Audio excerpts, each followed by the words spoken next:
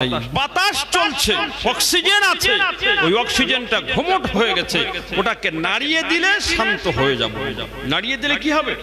আমাদের আরাম হবে। দমের যে কষ্ট হচ্ছিল, এটা ওটা হচ্ছিল, যে আমরা হাঁসফাঁস করছিলাম, সব ঠিক হয়ে যাবে। তো বাতাস যদি খুব জোর চলে, অক্সিজেন না হলে বাঁচবো না, অক্সিজেনের প্রয়োজন। সেই অক্সিজেনওয়ালা বাতাস যদি জোর চলে, কি হবে? আমাকে আছাড় খাইয়ে ফেলবে, ঘর বাড়ি ভেঙে আমার মাথার উপরে পড়বে, গাছ ভেঙে আমাদের সমস্ত চুরমার হবে। হবে না? হবে না? একই বাতাস প্রয়োজন ছিল, ক্ষতি হচ্ছে। একই পানি প্রয়োজন ছিল, ক্ষতি হচ্ছে। কি কারণ? কারণ হলো মানুষ ভালো আর ভালো নয়ের মধ্যে। খুব মোটা কথা শুনি, মানুষ ভালো আর ভালো না হওয়ার মধ্যে। এগুলো কোনো গল্প কথা না, এগুলো কোনো আকেল খাটানো যুক্তি নয়, এটা আল্লাহর দিয়ত কথা, আল্লাহর বলা কথা। কি বলছে আল্লাহ? আল্লাহ বলছেন, জাগারাল ফাসাদু ফিল বাররি ওয়াল বাহর বিমা কাসাবাত আইদিকুম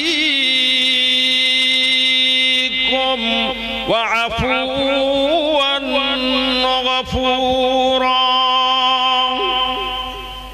ওয়া আফুওয়ান কাসীরা। আল্লাহ বলছেন, জলে এবং স্থলে যে অরজগতাগুলো নেমে আসে, এই অরজগতাগুলো তোমাদের হাতের কামাই। তোমাদের হাতের কি কামাই? তবে আমি আল্লাহ, তোমরা অপকর্ম করো, আমি আল্লাহ নারাজ হয়ে যাই। আবার কখনো কখনো আফুয়ান কাসীরা, অনেক সময় আমি আল্লাহ ক্ষমা করে দিই। যদি বলুন সুবহানাল্লাহ। অনেক সময় আমি আল্লাহ কি করি? আমরা এত নাফরমানি করছি আল্লাহ। আল্লাহ যদি আযাব দিতেন, আমরা পৃথিবীতে বেঁচে থাকার অধিকার রাখতাম না। কিন্তু আল্লাহ ওয়া আফুওয়ান কাসীরা, আল্লাহ বহুতকে আল্লাহ ক্ষমা করে দেন। কি করে দেন? এজন্য মানুষ ভালোর জন্য। এখন মানুষ ভালো, জলসাওয়ালারা জলসা দিয়েছে মানুষকে ভালো করার জন্য। প্রত্যেকে চায় যে ভালো হয়ে যাক। কি চায়? প্রত্যেকে চায় ভালো হয়ে যাক। ভালো হয়ে যাই চায় খুব কম। কথাটা বুঝে এসেছে কি? সবাই চায় ভালো হয়ে যাক, কিন্তু খুব কম সংখ্যক লোক চায় ভালো হয়ে যায়। এইখানে আমাদের একটু ভুল বোঝাবুঝি হয়ে গেছে। স্বামী চাইছে স্ত্রী ভালো হোক, স্ত্রী চাইছে স্বামী ভালো হোক, বাপ চাইছে বেটা ভালো হোক, বেটা চাইছে বাপ ভালো হোক, পঞ্চায়েত চাইছে জনগণ ভালো হোক, জনগণ চাইছে পঞ্চায়েত ভালো হোক, মালিক চাইছে শ্রমিক ভালো হোক, শ্রমিক চাইছে মালিক ভালো হোক। কি বলছেন? আপনাদের কি মতামত? আমি যা করি, ছেলেটা যেন নামাজ কালাম পড়ে। ওকে নিয়ে যাও তো বাবা, ওকে নিয়ে যাও। খুব গন্ডগোল করছে। ছেলের কাছে যে যাওয়া হয়, বলছে বাপের কোনো কাজ নেই, বাপকে নিয়ে যান তো। মানে বাপকে ভালো করে আনো। উদ্দেশ্য কি? বাপকে ভালো করে আনো। স্ত্রীর কাছে যে বলা হলে স্ত্রী একই আওয়াজ তোলে, বাড়িওয়ালাকে নিয়ে যান, বাড়িওয়ালা ভালো হোক। স্বামীও চাইছে স্ত্রী কিসে ভালো হয়, শ্রমিকও চাইছে মালিক যেন আমাদের যথারীতি পারিশ্রমিক দিয়ে দেয়, যেন বাকি না রাখে, কঞ্চকতা না করে। দিচ্ছি বিচ্ছি করে যেন কালাতিপাত না করে, সময় যেন পিছনে ঠেলে ঠেলে না দেয়, নির্দিষ্ট সময় যেন আমাদের পারিশ্রমিক গুণ দিয়ে দেয়। কি শ্রমিকদের এটা মনের চাহিদা নাকি? কিছু বলে না। ওর সেলাই শ্রমিকরা মালিক চাইছে শ্রমিকরা যেন যথারীতি যেমন করে বলেছি কাজটা তেমন যেন করে আনে, যেন কোনো জায়গায় ফাঁকি না দেয়। তাহলে শ্রমিক চাইছে মালিক ভালো হোক, মালিক চাইছে শ্রমিক ভালো হোক, সবাই চাইছে ভালো হোক, ভালো হোক, ভালো হোক। কিন্তু এই ভালো হোক ভালো হোক বললে হবে না, ভালো হই ভালো হই ভালো হই বলতে হবে। কি বলতে হবে? কি বলতে হবে? কি ধারণা রাখতে হবে? যে আমি ভালো হব। যতক্ষণ না আমি ভালো হব ততক্ষণ পর্যন্ত পৃথিবী ভালো হবে না। এজন্য আন্দোলন যদি আপনাদের হয় যে হ্যাঁ ভালোর প্রয়োজন, তবে প্রথমে নিজের থেকে শুরু করতে হবে। কোথা থেকে শুরু করতে হবে? আল্লাহর নবী সাল্লাল্লাহু আলাইহি ওয়াসাল্লামকে আল্লাহ রাব্বুল আলামিন তিনি ঘোষণা দিয়ে দিলেন, ওয়া মা আরসালনাকা ইল্লা রাহমাতাল লিল আলামিন। জোরে বলুন সুবহানাল্লাহ, বলুন নারে তাকবীর। আমার নবীর জীবন আদর্শ সব থেকে উত্তম, সব থেকে বেস্ট, সব থেকে ভালো। জোরে বলুন সুবহানাল্লাহ। আমার নবী কেমন আদর্শ দেখালেন, নিজে ভালাই কেমন পেশ করলেন, নিজের ভালাই মানুষের কাছে কেমন উত্তম চরিত্র পেশ করলেন। আল্লাহর নবীর জামানায় এক বুড়ি আব্দুল্লাহর বেটা মুহাম্মদ তিনি বলেন, লা ইলাহা ইল্লাল্লাহ। বলুন লা ইলাহা ইল্লাল্লাহ, লা ইলাহা ইল্লাল্লাহ, লা ইলাহা ইল্লাল্লাহ মুহাম্মাদুর রাসূলুল্লাহ। এই কথাটা আরবের মানুষদের পছন্দ হচ্ছে না। তারা বললে ইলা এক, আর আব্দুল্লাহর বেটা সে বলছে আমি রাসূল। আব্দুল্লাহর বেটা কি বলছে? আমি রাসূল। এই কথাটা পছন্দ হলো না। তো এক বুড়ি রাস্তায় কাঁটা বিছা, ধুলার মধ্যে বিষাক্ত কাঁটা দেয়, ধুলার মধ্যে। আল্লাহর নবী তাহাজ্জুদের সময় নামাজে যাবেন। আল্লাহর নবী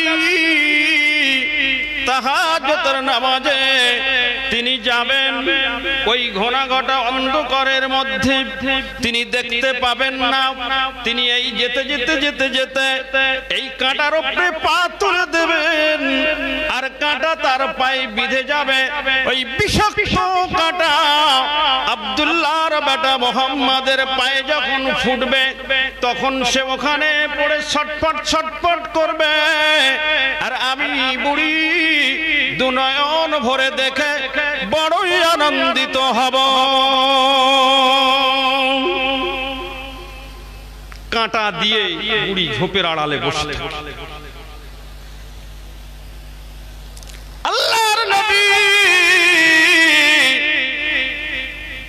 আল্লাহর নবীর মুজিজা ছিল পাথরগুলো নবীকে বলে দিত আমি কি।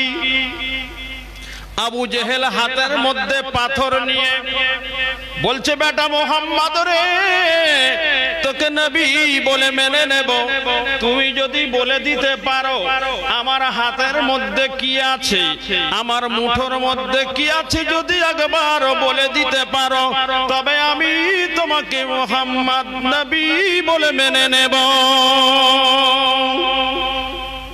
আল্লাহর নবী বললেন, চাচা আমি আর কি বলবো, আমি কি বলবো, যদি আপনার হাতের মুঠোর মধ্যে যে বস্তুটা আছে ওই বস্তুটা যদি বলে দেয় তাহলে কি হবে?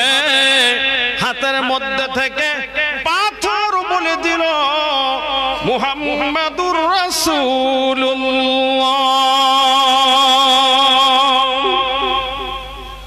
জোরে বলুন না সুবহানাল্লাহ।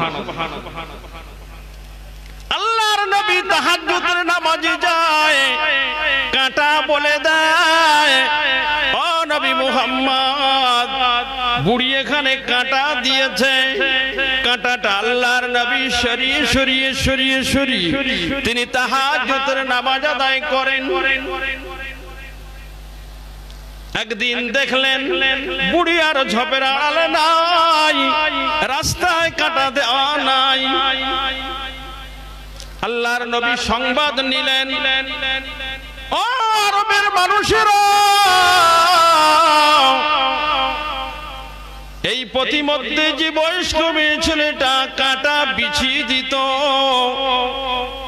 ও আরবের মানুষেরা, এই ঝড়ের আড়ালে ঝোপের আড়ালে যে বয়স্ক মেয়ে ছেলেটা লুকিয়ে থাকতো, বলতে কি পারো ওই মেয়েটা আর কেন পথে কাঁটা দেয় না? ওই মেয়েটা কেন আর ঝোপের আড়ালে দেখতে পাই না?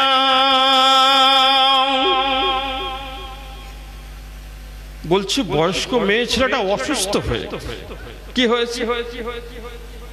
অসুস্থ। কোথায় বাড়ি বাবা? তার বাড়ি কোথায়?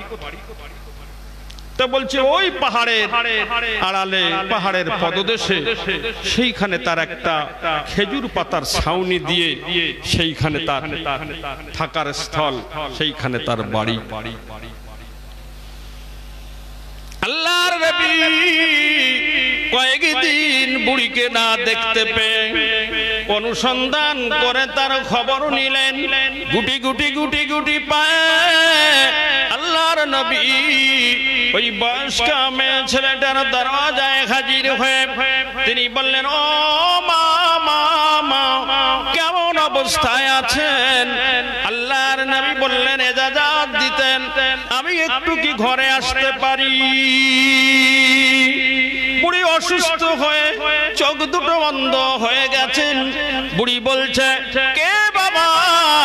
আজ কয়েকদিন আমি অসুস্থ হয়ে পড়ে আছি, আমার সংবাদ লেনেওয়ালা কেউ নাই, আমার খোঁজ খবর লেনেওয়ালা কেউ নাই।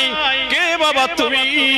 তুমি আমার খোঁজ খবর নিতে এসেছ, তোমার মনে এত মায়া, এত দয়া।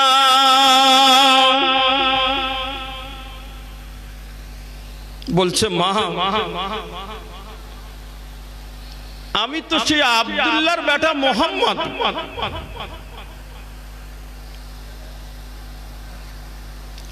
ও বাবা, আব্দুল্লাহর বেটা মোহাম্মদ, মাফ করে দাও, ক্ষমা করে দাও, আমি তো জানতে পারিনি, আমি তো চিনতে পারিনি। বাবা তোমার মনে এত মায়া, এত দয়া, বাবা তোমার মনে এত দয়া, এত মায়া, কেউ আমার সংবাদ নিতে এলো না, আর তুমি কিনা আমার সংবাদ নিতে এসেছ। ও বাবা, আমি তো অন্যদের কথা শুনে তোমার উপরে অন্য ধারণা নিয়েছিলাম। সত্যিকারে তুমি নবী, সত্যিকারে তুমি যে দাবি করেছ, আমি ওই দাবিতে স্বীকৃতি দিয়ে দিচ্ছি। আমি পড়ে নিচ্ছি, আশহাদু আল্লা ইলাহা ইল্লাল্লাহু ওয়া আশহাদু আন্না মুহাম্মাদান আবদুহু ওয়া রাসূলুহু।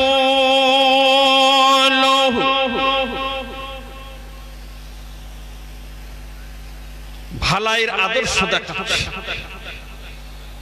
নিজে ভালো হওয়ার কথা বক্তব্য করছে, বুঝছেন কথাটা, যে আমি ভালো হই। আল্লাহর নবী রাস্তায় পায়ে কাঁটা ফুটলে আনন্দিত হবে, সেই বয়স্ক মেয়ে ছেলেটা রাস্তায় দেখা যায় না, নবী তার খোঁজ নিতে গেলে কি ভালোর আদর্শ দেখাচ্ছে, কি মহব্বতের আদর্শ দেখাচ্ছে।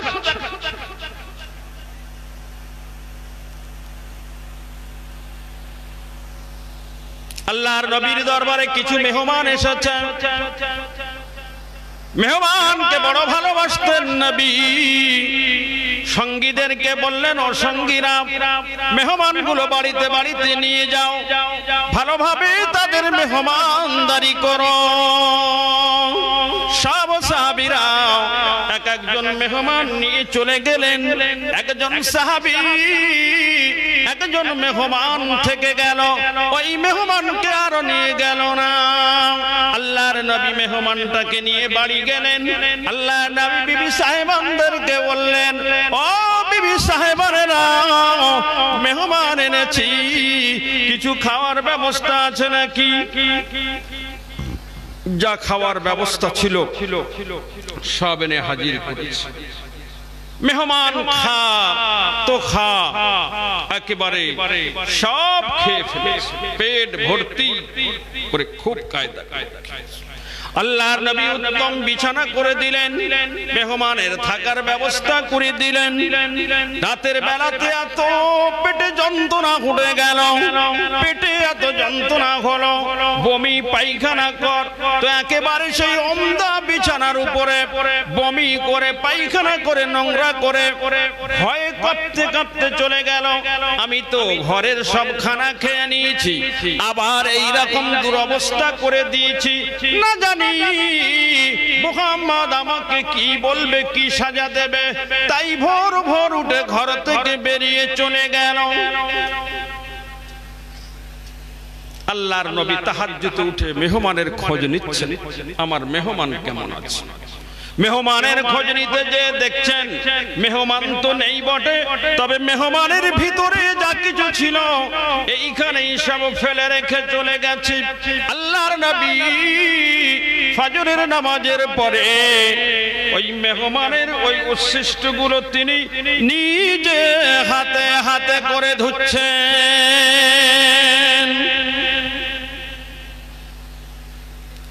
আরবের মানুষের স্ট্যাটাস ছিল, তারা তরবারি কাছে রাখত, স্ট্যাটাস। এখন সেই তরবারিটা ভুলে চলে গেছে। ও গাছের আড়ালে লক্ষ্য করছে যে কেউ যদি না থাকে তরবারিটা নিয়ে পালিয়ে চলে আসবে। দূর থেকে লক্ষ্য করে দেখছে সেখানে তো মানুষ আছে, কে আছে? ওই তো নবী আমার উচ্ছিষ্ট গুলো নিজে হাতে হাতে করে ধুচ্ছেন। আল্লাহর নবী মাথা তুললেন, লক্ষ্য পড়ে গেল। আল্লাহর নবী পা পা করে আগিয়ে যে বললেন, ও মেহমান, কত কষ্ট হয়েছে রাতে, তোমার আমাকে খবর দিলে না, তুমি আমাকে ডাকলে না, তুমি আমার মেহমান ছিলে, তোমার উপরে আমার অনেক হক ছিল, তোমার উপরে আমার অনেক দায়িত্ব ছিল।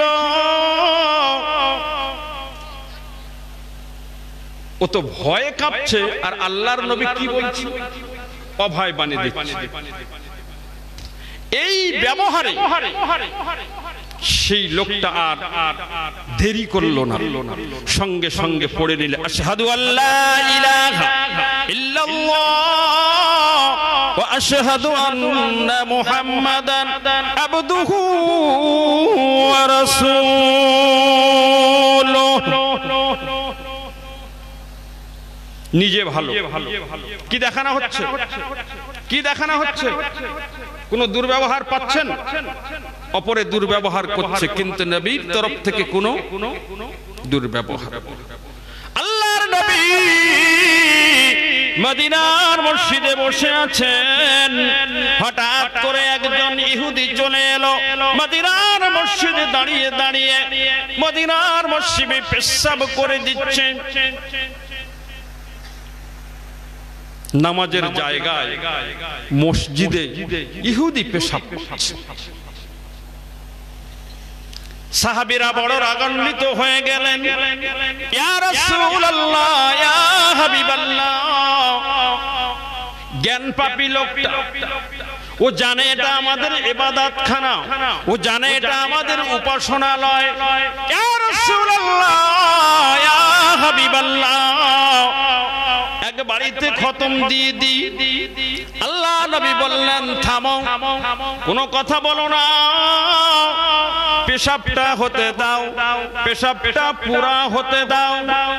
কি সায়েন্টিফিক নবী, কি ডক্টরেট নবী, কি মানুষের কল্যাণের নবী। একজন মানুষ যখন পেশাব করবে, ওই পেশাবের মধ্যবর্তী অবস্থাকে তাকে যদি ঘা দেওয়া হয়, তাকে যদি টোকা হয়, তাকে যদি আঘাত করা হয়, তার কিডনির বড় ক্ষতি হয়ে যাবে, পেশাবের থলির বড় ক্ষতি হয়ে যাবে। সায়েন্টিফিক নবী বললেন, মসজিদে পেশাব করে করুক, তবে একজন মানুষ যেন অসুস্থ না হয়। জোরে বলুন না সুবহানাল্লাহ। পেশাব হয়ে গেল, আল্লাহর নবী ডেকে বললেন, এটা আমাদের উপাসনালয়, এটা আমাদের ইবাদতখানা, এটা পবিত্র রাখতে হয়, এখানে এমন করতে নেই, এটা আমাদের ইবাদত ঘর, এমন করতে নেই। সাহাবেদেরকে বললেন, একডোল পানি আনো, একডোল পানি আনো, ধুয়ে দাও। পেশাব ধুয়ে দিলে নাপাক থাকবে না, পবিত্র হয়ে যাবে। কিছু বলেন, পেশাব ধুয়ে দিলে, পায়খানা ধুয়ে দিলে পবিত্র হবে না, নাপাক থেকে যাবে। পায়খানা ধুইতে, পেশাব ধুইতে কবালতে পানি যাবে, কত কষ্ট হবে।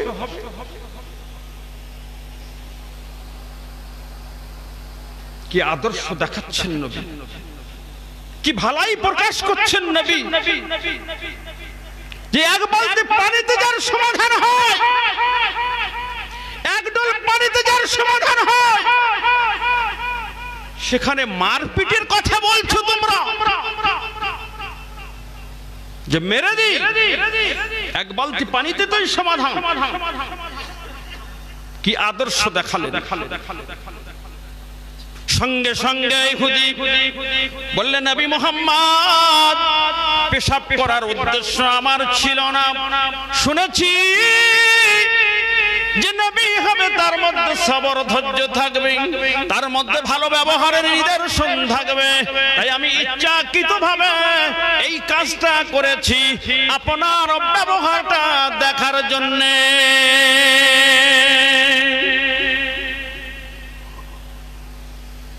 আর বাড়াবো, একটা একটা করে নবী আদর্শ সামনে তুলে ধরে আনতে গেলে বহুত লম্বা হয়ে যাবে। এই আদর্শগুলো তুলে ধরলাম কিসের জন্য?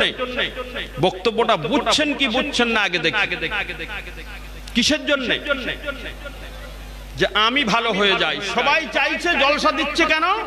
জলসা কমিটি এত টাকা, আর আমাদের স্কুল বাড়ির গ্রামের লোক এত টাকা খরচ করছে কেন? যা আমাদের জলসা শুনে মানুষ কি বলে? ভালো হয়ে যায়। তা ওদের ওই উদ্দেশ্য হবে না ওদের এই উদ্দেশ্য করতে হবে যে আমরা ভালো হয়ে যাই? কি উদ্দেশ্য করতে হবে? আমরা ভালো হয়ে যাই। ভালো সবার দাবি, ভালো সবাই চায়, পৃথিবীতে কেউ খারাপ চায় না। ছেলে বিয়ে দেবে কি চায়? ছেলে বিয়ে দেবে তো দুটো ছেলে, কি চাও? ভালো মেয়ে নাকি? মেয়ে বিয়ে দেবে কি চায়? ভালো ছেলে। দোকানে যায় কি চায়? ভালো জুতো। দোকানে যায় কি চায়? ভালো শাড়ি, ভালো লুঙ্গি। সব জায়গার ভালোর দাবিদার আল্লাহ রাব্বুল আলামিন। তিনিও বলছেন আমিও ভালো চাই। জোরে বলুন সুবহানাল্লাহ। আল্লাহ বললেন ইন্নাল হায়াতা ওয়াল মামাতা লিয়াবলুয়াকুম আইয়ুকুম আহসানু আমালা। জোরে বলুন সুবহানাল্লাহ। এখন সবাই ভালো চাই, ভালো সবাই হয়ে যায়, এটা আমরা সবাই চাইছি। কিন্তু আমরা কিসে ভালো হব, কোন ট্যাবলেট খেলে ভালো হব, কোন ঔষধ খেলে ভালো হব, এটা আমাদের জানা নেই, এটা আমাদের জানা। আমাদের বানানেওয়ালা মেকানিকার কে? আমাদের সম্বন্ধে সব থেকে ভালো জানে কে? হ্যাঁ, আমার কিসে ভালো কে জানে? আমার কিসে ভালো আমি জানি, আমার কিসে ভালো আমি জানি না। আমার কিসে ভালো কে জানে? জোরে বলুন আল্লাহ। আল্লাহ রাব্বুল আলামিন যারা ভালো হতে চায় তাদেরকে একটা ট্যাবলেট তিনি দিয়ে দিলেন। ও ভালো হনেওয়ালারা, তোমরা যদি এই ট্যাবলেটটা খেয়ে নিতে পারো তাহলে তোমরা ভালো হয়ে যাবে। ট্যাবলেটটা কি? ইন্নাস সালাতা তানহা আনিল ফাহশাই ওয়াল মুনকার। জোরে বলুন সুবহানাল্লাহ। আল্লাহ রাব্বুল আলামিন বলছেন, ও আমার বান্দা, যারা ভালো হতে চাও এই ট্যাবলেটটা খেয়ে নাও। যারা ভালো হতে চাও এই ট্যাবলেটটা খেয়ে নাও। ট্যাবলেট হলো কি? নিশ্চয়ই নিশ্চয়ই ইন্নাস সালাতা তানহা আনিল ফাহশাই ওয়াল মুনকার। নিশ্চয় আমি আল্লাহ বলে দিচ্ছি, যারা নামাজ আদায় করবে, যারা নামাজ আদায় করবে, ওই নামাজ তাদের সমস্ত খারাপি থেকে বাঁচিয়ে নেবে। কার ঘোষণা? কার ঘোষণা? ভালো আমরা চাই তো আল্লাহ ভালোর জন্য বলেছেন, তোমরা যদি নামাজ পড়ো, ইন্নাস সালাতা, নিশ্চয়ই নামাজ তোমাদেরকে সমস্ত খারাপি থেকে রুখে দেবে। পেশাব ভালো না খারাপ? কিছু বলে। পেশাব ভালো না খারাপ? খারাপ।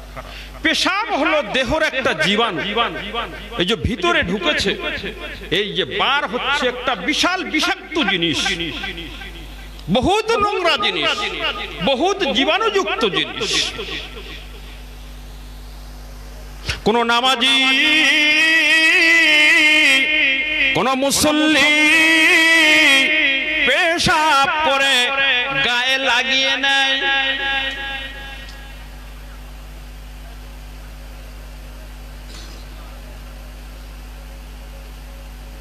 কেন?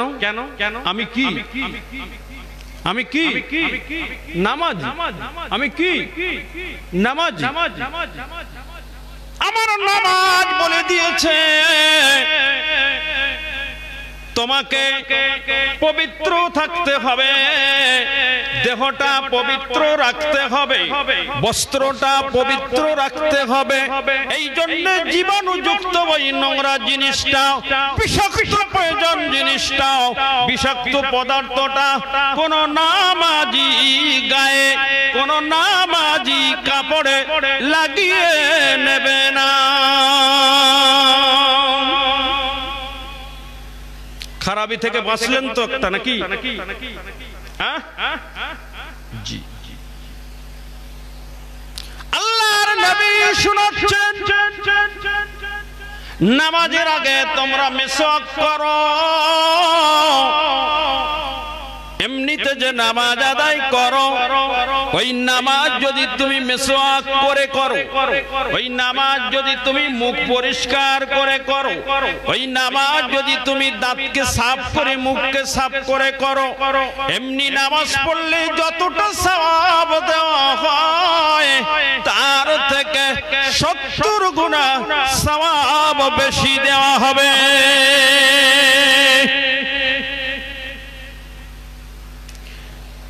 দাঁত যদি ব্যথা হয়, যন্ত্রণা হয়, দাউদ বাড়ি যে আনন্দ পাওয়া যায় তো নাকি? কিছু বলে। দাঁতে যদি গোশ বাঁধে আর গোশ যদি শক্ত থাকে তা রান্নির চুমু খেতে ইচ্ছা হয় নাকি? কিছু বলেন কি রাঁধুনি রেঁধেছে, গোশ নরম করতে পারেনি। একটু খাবো বলে বসলাম, খাওয়া হলো না, মনটা বড় খারাপ। কারণটা কি? কারণ হলো এই, আমি বেনামাজি, আমি মিসওয়াক করি না, আমি মুখ পরিষ্কার রাখি না, যার কারণে আমার দাঁত আস্তে আস্তে ক্ষয় হয়ে পাইরিয়া হচ্ছে, পোকা হচ্ছে, পোকা ধরছে, অকালে দাঁতটা দুর্বল হয়ে গেল। আর খাওয়ার মজা হলো চিবানো, চিবিয়ে যদি না খাওয়া যায় কোন জিনিসের আস্বাদ মজা পাওয়া যায় না। তাহলে নামাজ আমাকে কত ভালো, কত খারাপি থেকে আমাকে টেনে টেনে আনছে, কত খারাপি থেকে আমাকে কি আনছে? টেনে টেনে আনছে। বন্ধুবর্গ আমার, নামাজের আগে ওযু করতে হয়, হয় না? হয় না? আল্লাহ কোরআনে ঘোষণা দিলেন, ইযা কুমতুম ইলাস সালাতি ফাগসিলু ওযুহাকুম ওয়া আইদিয়াকুম ইলাল মারাফিক ওয়া আমসাহু বিরুসিকুম ওয়া আরজুলাকুম ইলাল কাবাইন। জনে বলুন সুবহানাল্লাহ। ও নামাজি, যখন তুমি নামাজ আদায় করতে যাবে, সর্বপ্রথমে তুমি তোমার চেহারাটাকে ধুয়ে ফেলো, গোসল দাও, দুই হাত ধোও, মাথা মোছা করো, পা ধোও। কয়েক বছর আগে একটা মরণ রোগ এসেছিল, ওই মরণ রোগে সমস্ত পৃথিবী থরহরি কম্প হয়েছিল। কি করে মানুষকে বাঁচানো যায়, কি করে মানুষকে নিরাপদে রাখা যায়, কি করে মানুষকে হেফাজত করা যায়, সমস্ত চিন্তাবিদরা চিন্তা ভাবনা করে করে একটা চিন্তা তারা মাথায় এনে নিল যে কোথার থেকে কোন চোরা গলি দিয়ে শরীরের মধ্যে জীবাণু প্রবেশ করছে, কোন চোরা গলি দিয়ে শরীরের মধ্যে জীবাণু প্রবেশ করছে। তারা তখন দেখতে পেল যে হাত হলো সব থেকে মূল এর ধারক বাহক, জীবাণু বাহকের মূল ধারক বাহক হলো কি? হাত। এই হাত বিভিন্ন জায়গায় ঘুরে, এই মাইপের স্টোনে কত লোক হাত দিয়েছে, আমিও দিচ্ছি। এই গাড়ির ধরার জায়গায় কত লোক হাত দিয়েছে, আমিও দিচ্ছি। এই টাকার কয়েন, মাছ বিক্রি করনে ওয়ালারা কত নোংরা হাত দিচ্ছে, তাতেও আমি হাত দিচ্ছি নাকি? কত মানুষে কি অবস্থায় বগল চুলকে হাত দিচ্ছে, নাক ধরে হাত দিচ্ছে, চোখের পিস্তি বার করে আবার টাকা বার করছে। এই সব হাত, সব হাত হাত দিচ্ছি কত জীবাণুতে তার ঠিক নেই। এই জীবাণু সব হাতে মুখে হাতে লাগিয়ে নিয়ে একবার চোখ ঘষছি, একবার মুখ ঘষছি, একবার এই করছি, একবার ওই করছি। ওরা রিসার্চ করে দেখলো যে ধারক বাহক হলো হাত। কি জীবাণু বাহক কে? হাত। তখন সঙ্গে সঙ্গে ঘোষণা দিল, হাত ধোও, মুখ ধোও। কি ধোও? হাত ধোও, মুখ ধোও। ও যারা বাঁচতে চাও, তোমরা যদি এই মরণ রোগ থেকে বাঁচতে চাও, তবে তোমরা সর্বসময় হাত ধোও, মুখ ধোও। তা হাত ধোও, মুখ ধোও আজকে বলেছে না, অনেক আগে বলা আছে? হাত ধোয়া মুখ ধোয়ার কথা আজকে বলা হয়েছে না, অনেক আগে বলা আছে? 1500 বছর আগের নবী, তার কাছে আল্লাহর বিধান এসেছে, আমার বান্দা সুস্থ থাকবে, সবলীন থাকবে, রোগমুক্ত থাকবে, বিপদ মুক্ত থাকবে, তারা নামাজ আদায় যদি করে তাদের উযু বানাতে হবে। আর তারা যখন উযু বানাবে তখন তারা শরীরটাকে জীবাণু মুক্ত করতে পারবে। ইন্নাস সালাতা তানহা আনিল ফাহশাই ওয়াল মুনকার ওয়ালা যিকরুল্লাহি আকবার। জোরে বলো সুবহানাল্লাহ। আর বাড়াতে হবে? একটা একটা করে এখন বাড়াতে গেলে বহুত লম্বা হয়ে যাবে। এজন্য তাহলে ভালো হওয়ার জন্য ট্যাবলেট কি? বুঝলো কি বুঝলো না, আমার শুধু চেঁচানো সার হচ্ছে কি তার ঠিক নেই। ভালো হওয়ার জন্য ট্যাবলেটটা কি? নামাজ। তাহলে সর্বপ্রথমে নামাজে দণ্ডায়মান হতে হবে, সর্বপ্রথমে নামাজে খাড়া হতে হবে। তোমার বানানেওয়ালা মেকানিকার বলে দিয়েছে আমার ইঞ্জিন ঠিকঠাক চলবে যদি নামাজে দাঁড়ায়। কোথায় দাঁড়ায়? নামাজে যদি দাঁড়ায় তাহলে ওই ইঞ্জিন ঠিকঠাক চলবে। আজ আমাদের ভাগ্যের পরিহাস, সব করছি বটে, তবে আল্লাহর ইবাদতটা বাদ দিয়ে, আল্লাহর ইবাদতটা বাদ দিয়ে।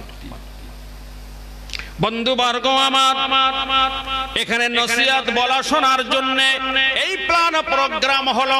বাড়িতে বাড়িতে চাঁদা উসুল হলো, বাড়িতে বাড়িতে মেহমানের দাওয়াত করা হলো, গোশত রান্না হলো, অনেক কিছু ব্যবস্থাপনা হলো। সবই ব্যবস্থাপনা রেডি, তবে নসিহত হচ্ছে না। তাহলে কি হলো? মূল উদ্দেশ্যটা বেকার হয়ে গেল। মূল উদ্দেশ্যটা যার জন্যই, জলসার জন্যই তো এত কিছু নাকি, প্যান্ডেল, মাইক, জেনারেটর, খানা পিনা, লোকজন, দাওয়াত, জলসাই হচ্ছে না। বন্ধুবর্গ আমার, ইনকাম হচ্ছে, ব্যবসা বাণিজ্য হচ্ছে, ভালো খানা পিনা হচ্ছে, ভালো বিবাহ করেছি, ভালো স্ত্রী পেয়েছি, সন্তান সন্ততি হচ্ছে, সব কিছু হচ্ছে বটে, কিন্তু শুধু আল্লাহ যে উদ্দেশ্য বান্দাকে তৈরি করেছে সেটাই হচ্ছে না। কি উদ্দেশ্য আল্লাহ বানিয়েছে আপনারা জানেন, আপনারা বলুন, আমি একা বক্তব্য করতে পারবো না। আল্লাহ কি জন্য বানিয়েছে? হ্যাঁ, জোরে বলুন। আল্লাহ কোরআনে ঘোষণা দিয়ে দিলেন, ওয়ামা খালাকতুল জিন্না ওয়াল ইনসা ইল্লা লিয়াবুদুন। জোরে বলুন সুবহানাল্লাহ। আমি মানুষকে, জিনকে তৈরি করেছি আমার ইবাদত করার জন্য। এ বন্ধুবর্গ আমার, বিবাহ করলাম, বাচ্চা কাচ্চা হলো, ইনকাম করলাম, ঘর হলো, খানা পিনা হলো, পোশাক আশাক সবকিছু হলো, জীবন যাপন হচ্ছে বটে, তবে উদ্দেশ্যবিহীন ভাবে জীবন যাপন হচ্ছে। জীবনের উদ্দেশ্য কি ছিল? জীবনের উদ্দেশ্য কি ছিল? না, জলসা শোনে না। জীবনের উদ্দেশ্য কি? আল্লাহর ইবাদত। কি জীবনের উদ্দেশ্য? বিবাহ করা নয়, জীবনের উদ্দেশ্য পাথরের ঘর বানানো নয়, জীবনের উদ্দেশ্য বড় ব্যবসায়ী হওয়া নয়, জীবনের উদ্দেশ্য বড় শিক্ষিত হওয়া নয়, জীবনের উদ্দেশ্য বড় জনগণের প্রতিনিধি হওয়া নয়। জীবনের উদ্দেশ্য হলো আল্লাহর ইবাদত। বন্ধুবর্গ আমার, সবই হলো বটে, তবে শুধু ইবাদতটা বাদ দিয়ে সব হলো ইবাদত বাদ দিয়ে, তাহলে আমাদের জীবনের উদ্দেশ্যটা বেকার হয়ে গেল। এজন্য আমাদের এটা মাথায় রাখতে হবে যে আমার আগে ইবাদত। আগে কি? আগে ইবাদতটা কি জিনিস? ইবাদত হলো মাওলার সঙ্গে গোলামের সম্পর্ক। জোরে বলো সুবহানাল্লাহ। মনিবের সঙ্গে শ্রমিকের সম্পর্ক, মাবুদের সঙ্গে বান্দার সম্পর্ক।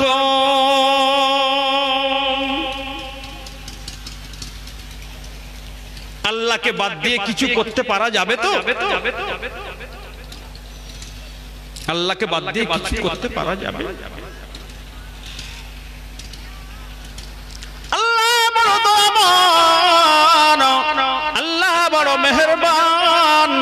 তাই তিনি ফজরের সময় আমাকে আপনাকে ডেকে বলছে, হাইয়া আলাস সালাহ,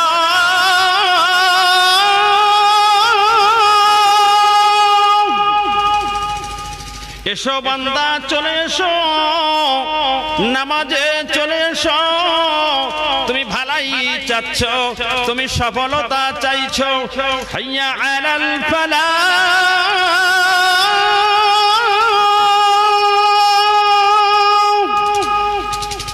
ভালাই তোমার আমি দিতে চাই। তবে ভালাই পৃথিবীর কোন কাজ কর্মের মধ্যে ভালাই নেই, ভালাই আছে নামাজের মধ্যে। আমাদের কর্ণকুহরে আওয়াজ আসে না, শুনতে পাই কি আমরা? এই কথাগুলো শুনতে পাই? কিছু বলেন, শোনা যায়, তাই তো? বাঙালি লোক তো বুঝতে পারি নাকি? শুনতে পাই হুজুর বটে, কিন্তু কি বলছে আমি বুঝতে পারি, সেই জন্য করতেও পারছি না। এত না বোঝার ভান যেন না করি। আল্লাহ রাব্বুল আলামিন বোঝার জন্য আমাদেরকে আকল দিয়েছে, পঞ্চ ইন্দ্রিয় যেটা দিয়েছে, এই পঞ্চ ইন্দ্রিয় যদি আমি ভাবি আমার কিছুই আর শোনা বোঝার লাগে না, আমি সব কিছু বুঝতে পারবো। আমার কি জন্য পাঠানো হয়েছে, করণীয় কি কি করতে হবে, এটা আমার বুঝে আসবে। এই জন্য আমরা যেন জেনেও না জানার ভান না করি। আল্লাহ আমাদেরকে মাফ করুক। একবার দরুদ শরীফ আল্লাহুম্মা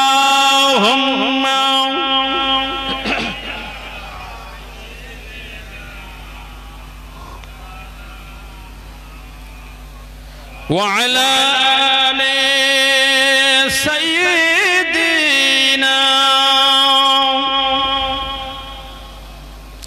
पैगंबर का रोजा दिखा दे खुदाया, बड़े मुद्दत से मिला दे खुदाया, शराबे मोहम्मद पिला दे खुदाया, पैगंबरों का रोजा दिखा दे खुदाया। अल्लाहुम्मा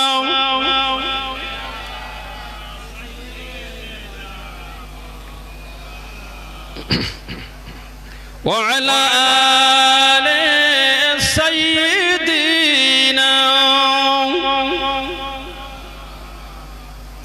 इन्नल्लज़ीना क़ालू रब्बुना अल्लाह सुम्मा इस्तक़ामू ततनज़्ज़ल अलैहिमुल मलाइका अल्ला तख़ाफू वला तहज़नू व अबशिरू बिल जन्नतिल्लती कुंतुम तुअदून। জোরে বলুন সুবহানাল্লাহ। আল্লাহ এই আয়াতে মুমিনদের জন্য বড় খুশখবরি শুনিয়েছেন।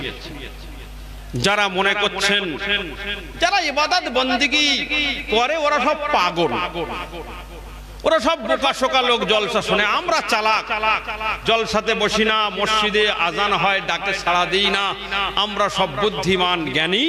আল্লাহ রাব্বুল আলামিন এখানে বোকা শোকা লোকদের জন্য কিছু সুসংবাদ শোনাচ্ছেন। আল্লাহ বলছেন, ইন্নাল্লাযীনা ক্বালু রাব্বুনাল্লাহ, যারা বলে আমার রব আল্লাহ, যারা বলে আমার প্রয়োজন মিটানে ওয়ালা আল্লাহ, যারা বলে আমার হায়াতের মালিক আল্লাহ, ইন্নাস সালাতা ইন্না সলাতি ওয়া নুসুকি ওয়া মাহইয়ায়া ওয়া মামাতি লিল্লাহি রাব্বিল আলামিন। জনে বলুন সুবহানাল্লাহ। আমার সব কিছু আমার আল্লাহর জন্য। কার জন্য? আল্লাহর জন্য। আমার মরা, আমার বাঁচা, আমার জীবন, আমার সব কিছু আমার আল্লাহর জন্য।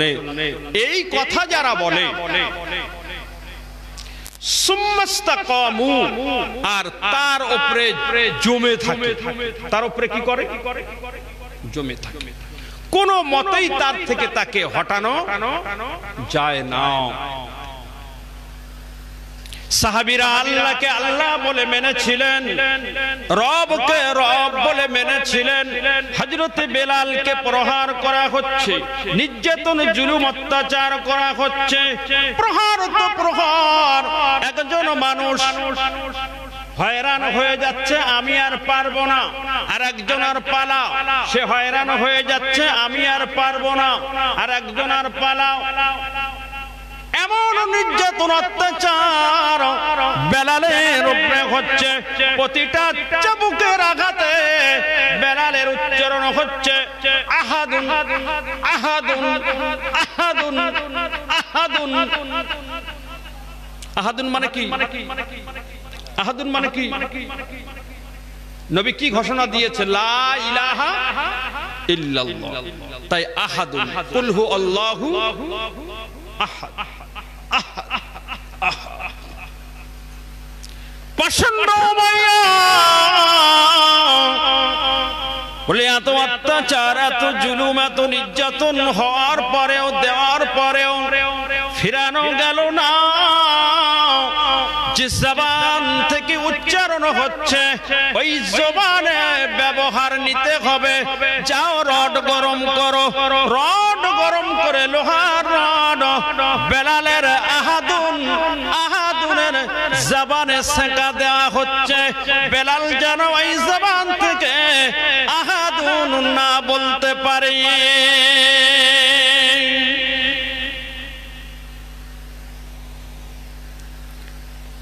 হযরতে বেলাল দান্তকণ্ঠে ঘোষণা দিল, উমাইয়া রে, ও পাষণ্ড উমাইয়া, একবার শুনে নাও, একবার জেনে নাও, বেলালের দেহতে রক্ত বিন্দু, রক্ত ফোঁটা থাকা পর্যন্ত বেলালের জবান থেকে আহাদুন আহাদুন উচ্চারিত হবে।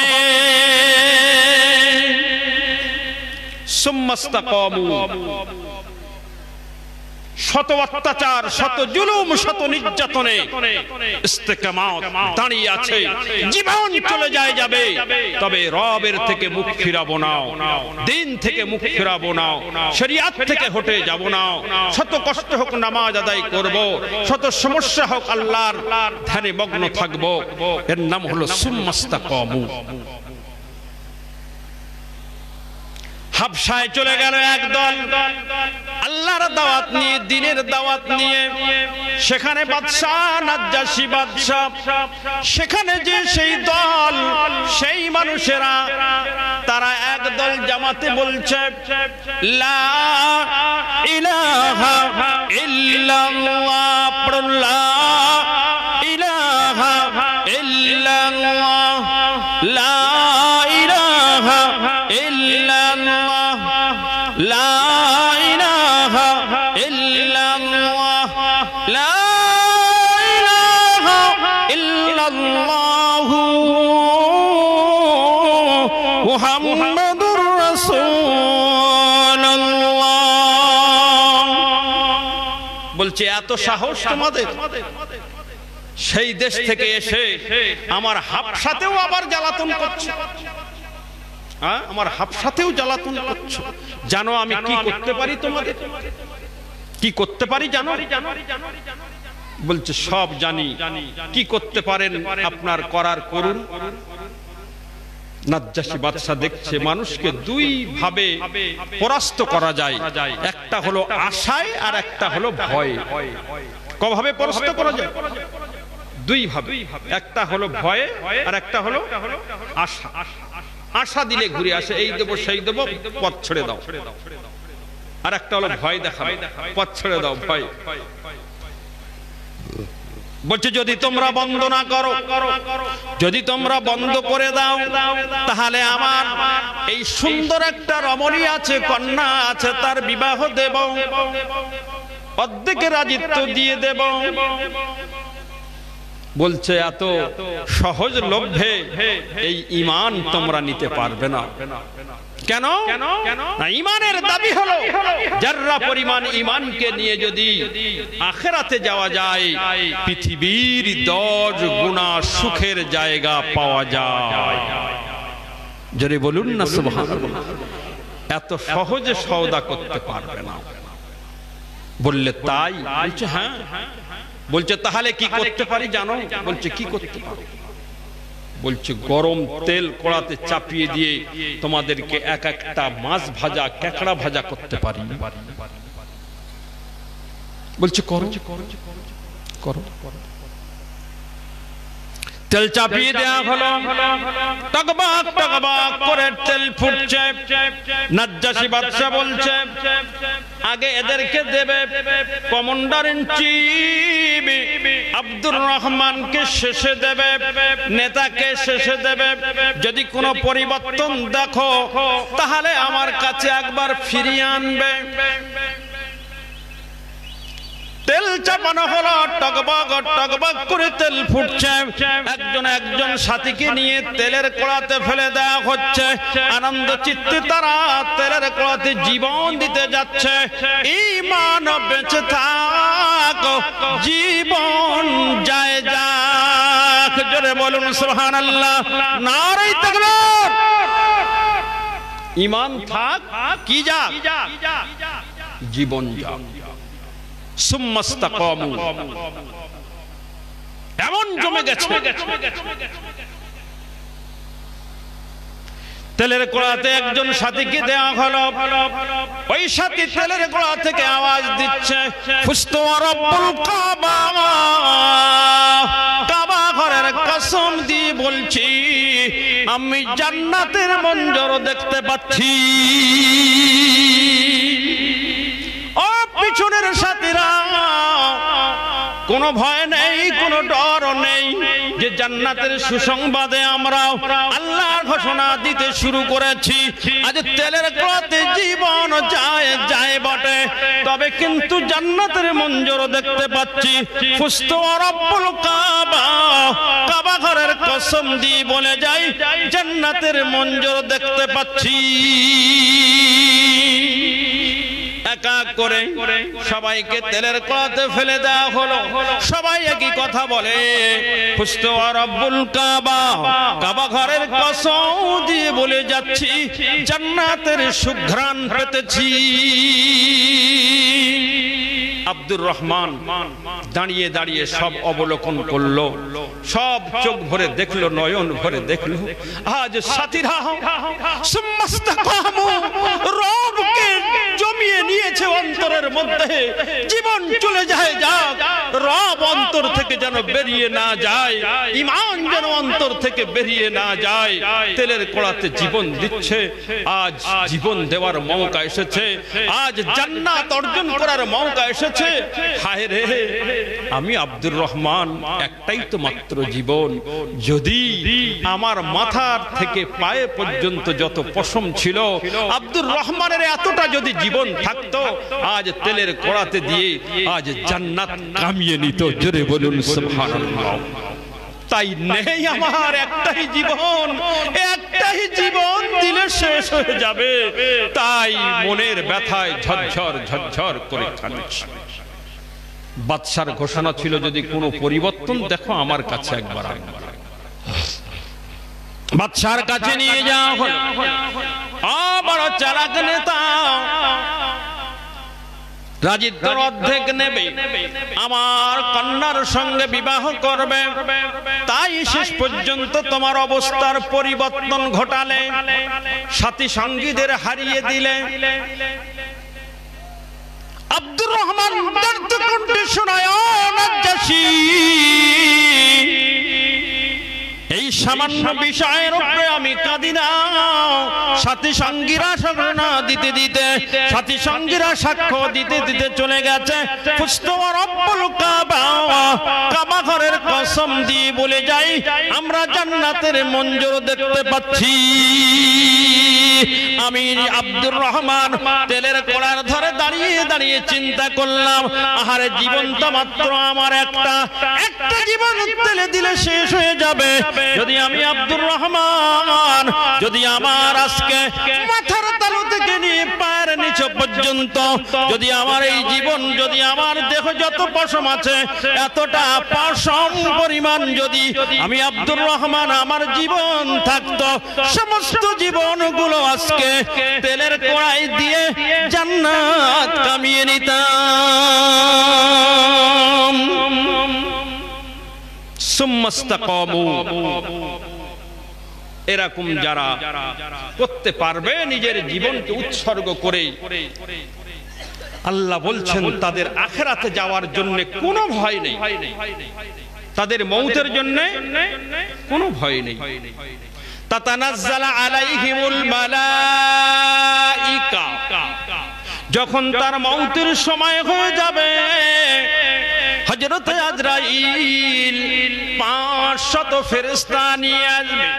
ওই 500 ফেরেশতার হাতে ফুলের তোড়া থাকবে, এক একটা ফুলের মধ্যে 20 রকমের রং হবে, এক একটা রং থেকে আলাদা আলাদা সুঘ্রাণ বার হবে। লাইন ধরে দাঁড়িয়ে যাবে ফেরেশতারাও, 500 ফেরেশতা দাঁড়িয়ে যাবে, আর হযরত আজরাইল মাথার ধারে বসে একটা রুমালে মিশকে ভরা রুমাল নিয়ে ওই থুতনির নিচে দেবে। কার দেবে? যে সুম্মাস্তাকামু, যে জীবনের থেকে ঈমানকে বেশি মূল্য দিয়েছে, যে জীবনের থেকে দিনকে বেশি মূল্য দিয়েছে, যে দুনিয়ার থেকে দিনকে বেশি মূল্য দিয়েছে, তার মৃত্যু সুসংবাদ হচ্ছে। থুতনির নিচে মিশকে ভরা আম্বারের একটা রুমালের পটলা এখানে দিয়ে দেওয়া। যখনই দেওয়া হবে জান্নাতের দরওয়াজা ওই ব্যক্তির সামনে খুলে দেওয়া হবে। ওই ব্যক্তি জান্নাতের দিকে দেখতে পাবে, জান্নাতের নাজ নিয়ামত দেখতে পাবে। জান্নাতের নাজ নিয়ামত দেখতে দেখতে দেখতে দেখতে মনটা, জীবনটা এত আকুলি বিকুলি করবে, যেমন খাঁচায় বদ্ধ পাখি পার হওয়ার জন্য ব্যতিব্যস্ত হয়, ওই সময় জানটা পার হয়ে যাওয়ার জন্য ব্যতিব্যস্ত হবে। জানটা কখন পার হয়ে যাবে? হাদিসের মধ্যে বলা আছে, ইমানদারের জীবন এমন ভাবে পার হয়ে যাবে যেমন একটা আটা যদি ছানা হয়, আটার দলা তৈরি করা হলো, তার মধ্যে একটা চুল যদি থেকে যায়, ওই চুলটা যদি ধরে টেনে তোলা হয়, আটা যেমন কিছু বুঝতে পারে না, ইমানদারের জীবনটা কখন তার মধ্যে থেকে বেরিয়ে যাবে ইমানদার বুঝতে পারবে না। যদি বলুন না সুবহানাল্লাহ।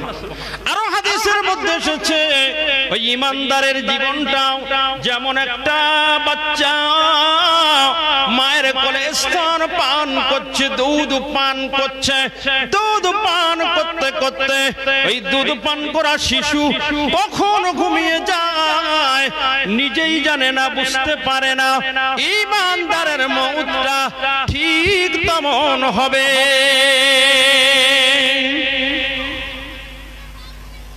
হযরতে আজরাইল জীবনটা নিয়ে যখন চলে যাবে, ওই সময়ে